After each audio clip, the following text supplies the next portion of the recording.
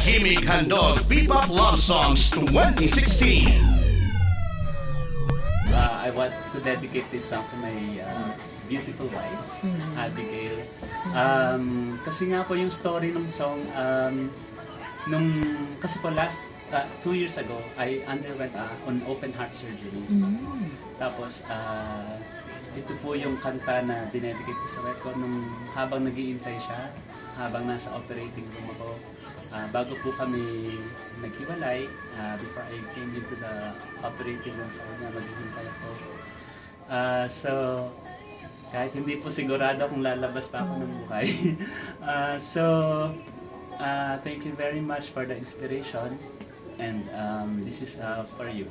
So, itong kanta na to, sino yung kumanta? Is it the wife's part for you?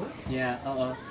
The wife's parang perspective na maghihintay pero hopeful na makakaraos din, yan, makakalabas din, at yun nga ang nangyari. And then I'd also like to dedicate this song sa lahat ng mga nagmamahal, naghihintay, yung mga ang mahal nila sa buhay nasa ibang lugar, pero naiiwan sila dito, nagtitiis sila nang walang yung mahal nila, but naghihintay na dahil dun sa sakripisyo ng kanilang mga mahal sa buhay, ay may mas magandang bukas silang haharapin.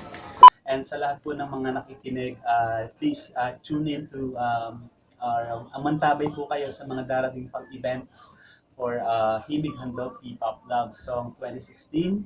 And sana po supportahan niyo po kami ng mga songwriters and support OPM. Yan po, very important. At para po yung industry natin na music ay mas lumago pa po. And invite them to vote for yourself.